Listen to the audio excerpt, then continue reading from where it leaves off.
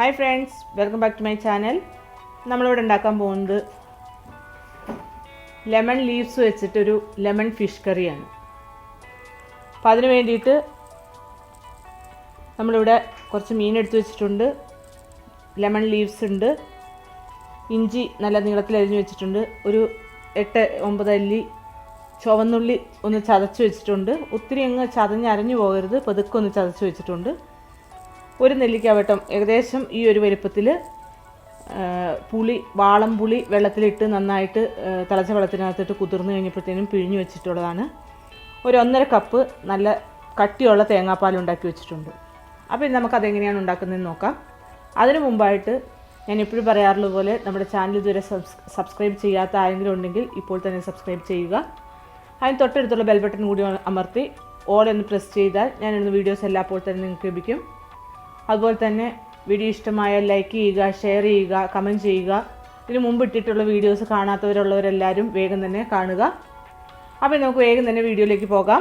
എണ്ണ ചൂടായി വന്നിട്ടുണ്ട്. നമ്മൾ ആ ഉള്ളി ചതച്ച് വെച്ചതൊന്ന് ഇട്ട് കൊടുത്തു.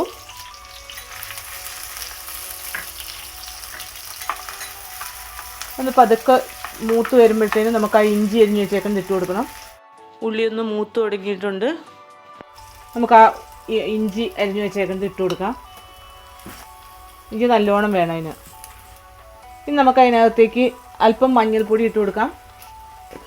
മഞ്ഞൾപ്പൊടി ഒരു ലേശം ഇട്ടാൽ മതി, കാരണം നമ്മുടെ കറിക്ക് ഒരു നല്ല ചുവപ്പ് കളറാണ് വേണ്ടത്. അപ്പോൾ അതുകൊണ്ട് ഒരല്പം മഞ്ഞൾ ഇട്ടാൽ മതി. ഇനി നമ്മൾ നല്ല മുളക് പൊടി 1/2 ടേബിൾ സ്പൂൺ മാത്രമേ ഇടുന്നുള്ളൂ. ഇനി ഒരു 1.5 തുടങ്ങി 2 ടേബിൾ സ്പൂൺ വരെ കാശ്മീരി മുളക് പൊടി ഇട്ട് കൊടുക്കണം. അത് മുളക് പൊടിയുടെ എരിവ് അനുസരിച്ച് വേണം ഇടാനായിട്ട്. എനിക്ക് എരിവില്ലാത്ത മുളക് പൊടി ആയതുകൊണ്ട് ഞാൻ 2 ടേബിൾ സ്പൂൺ നിറച്ചിടുന്നുണ്ട്. ഞാൻ ഇതൊന്ന് നന്നായിട്ട് ഇളക്കി കൊടുക്കുക.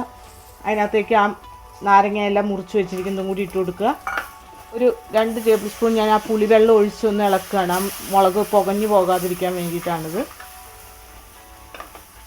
കരിയാകാതിരിക്കാൻ വേണ്ടി. ഇനി അതിലേക്ക് നമ്മൾ ആ മീൻ ഇട്ട് കൊടുത്ത്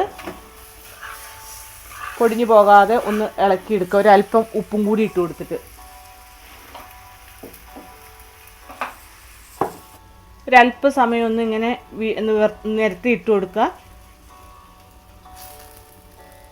നമ്മൾ ഒത്തിരി സമയം കണ്ടിന്യൂസ് അങ്ങനെ ഇടരുത്, കാരണം എന്ന് വെച്ച് കഴിഞ്ഞാൽ മുളക് പൊടിയെല്ലാം അതിൻ്റെ അടിയിൽ ഇങ്ങനെ കരിഞ്ഞു പിടിക്കാൻ സാധ്യതയുണ്ട്. അതുകൊണ്ട് നമുക്ക് ആ പുളി പിഴിഞ്ഞ വെള്ളം അതിനകത്തേക്ക് ഒഴിച്ചിട്ട് അതൊന്ന് വറ്റി വരുന്നവരേക്ക് വെയിറ്റ് ചെയ്യണം. അതിന് ശേഷം വേണം നമുക്ക് തേങ്ങാപ്പാൽ ഒഴിക്കാനായിട്ട്.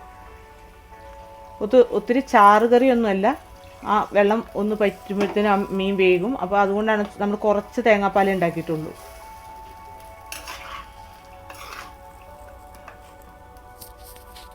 ഞാനിവിടെ മീൻ യൂസ് ചെയ്തിട്ടുള്ളത് മോദയാണ്. ഇങ്ങനത്തെ മീൻ കറി ഉണ്ടാക്കാൻ വേണ്ടിയിട്ട് നമ്മളെപ്പോഴും നല്ല ദേശക്കനമുള്ള ഒന്നുകിൽ കിങ് ഫിഷോ അല്ലെങ്കിൽ മോദയോ അങ്ങനത്തെ കട്ടിയുള്ള അല്ലെങ്കിൽ വലിയ വറ്റ വാങ്ങിച്ചിട്ട് അതിൻ്റെ മുള്ള് മാറ്റി മുറിച്ചെടുക്കുന്ന പീസസ്, അങ്ങനെ മുറിച്ചെടുക്കുന്ന പീസാണെങ്കിലാണ് പൊടിഞ്ഞു പോകാതെ കിട്ടുള്ളൂ. അപ്പോൾ അങ്ങനത്തെ മീനാണ് ഇങ്ങനത്തെ കറി ഉണ്ടാക്കാനായിട്ട് നല്ലത്. എൻ്റെ കയ്യിൽ നിന്ന് പുളി ഇച്ചിരി നന്നായിട്ട് കറുത്ത പുളി ആയതുകൊണ്ട്, കുറച്ച് പഴകിയ പുളിയാണ്, അതുകൊണ്ട് അതിന് കറുപ്പ് കളറാണ്. അപ്പോൾ കറിയുടെ കളർ ഇച്ചിരി ഒന്ന് മാറിയിട്ടുണ്ട്. അത് നല്ല റെഡിഷ് കളറായിട്ട് കിട്ടും നമ്മൾ പുതിയ പുളിയൊക്കെ ഉപയോഗിച്ചാണ് ചെയ്യുന്നതെങ്കിൽ. ഇനി നമുക്കതിനൊന്ന് മൂടി വയ്ക്കാം. ആ പുളിവെള്ളം പുളി ഒഴിച്ചതൊന്ന് നന്നായിട്ട് വറ്റി മീൻ വേവുന്ന വരേക്ക് നമുക്ക് മൂടി വയ്ക്കാം ഒരു മീഡിയം തീയിൽ. നമ്മുടെ മീനൊക്കെ നന്നായിട്ട് വറ്റി തുടങ്ങിയിട്ടുണ്ട്. അത് ചട്ടിയോട് കൂടി തന്നെ നമുക്കൊന്ന് ഇളക്കിയിട്ടിട്ട് ആ തേങ്ങാപ്പാൽ ഒഴിച്ചു കൊടുക്കാം. ഇനി അതിൻ്റെ വെള്ളമൊക്കെ വറ്റി തുടങ്ങിയിട്ടുണ്ട്. മീൻ നമ്മൾ അടുപ്പത്ത് വെച്ചതിന് ശേഷം ഒത്തിരി തവിയിട്ട് ഇളക്കി ഇങ്ങനെ മാനിപ്പുലേറ്റ് ചെയ്ത് കഴിഞ്ഞാൽ അതിൻ്റെ കഷ്ണങ്ങളെല്ലാം പൊടിഞ്ഞു പോകാൻ സാധ്യതയുണ്ട്. അപ്പം നമ്മൾ മാക്സിമം ഏത് മീൻ കറി ആണെങ്കിലും അത് ചട്ടിയോട് കൂടി തന്നെ പിടിച്ചിട്ട് ഒന്ന് ഇളക്കി കൊടുക്കുകയാണെങ്കിൽ അതായിരിക്കും നല്ലത്. ഇനി നമുക്ക് ആ തേങ്ങാപ്പാൽ ഒന്ന് ഒഴിച്ചു കൊടുക്കാം.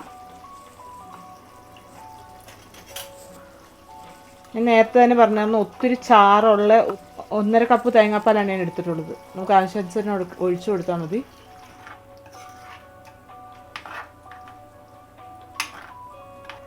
ഞാനിപ്പോൾ ആ ഫുള്ള് തേങ്ങാപ്പാൽ ഒഴിച്ചു കൊടുക്കുകയാണ്. 1.5 കപ്പ് തേങ്ങാപ്പാലായിരുന്നു ഉണ്ടായിരുന്നത്. നല്ലോണം ഇളക്കി കൊടുത്തിട്ട് ഒന്ന് തിളയ്ക്കുന്ന വരെ വയ്ക്കാം. ആ നാരങ്ങയിലിട്ട് തിളച്ച് വരുമ്പോഴത്തേനും നല്ല നാരങ്ങയുടെ മണമൊക്കെ വരുന്നുണ്ട്.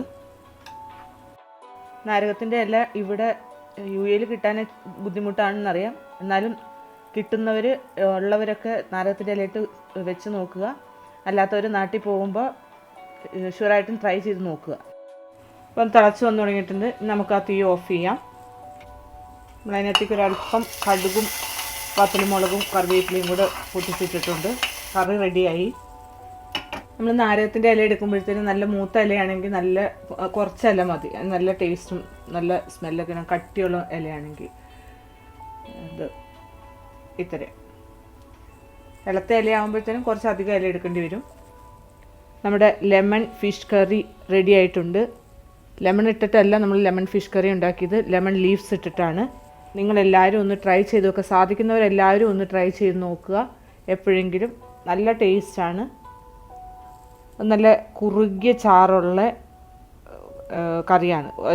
ഇപ്പോൾ ഒരല്പം ലൂസായിട്ട് ഇവിടെ നല്ല തിളച്ച പാടായതുകൊണ്ട് ഒരു ഇച്ചിരി തണുത്ത് കഴിയുമ്പോഴത്തേനും തേങ്ങാപ്പാൽ കുറുകിയിട്ട് നല്ല കട്ടിയുള്ള അതിൻ്റെ ചാറ് നല്ല കട്ടിയായിട്ട് ആ കഷ്ണത്തോട് ചേർന്ന് നിൽക്കുമ്പോഴത്തേനും നല്ല ടേസ്റ്റാണ്. അപ്പോൾ ഇനി അടുത്തൊരു വീഡിയോ ആയിട്ട് വരുന്നവരേക്കും ബൈ ബൈ. Thank you.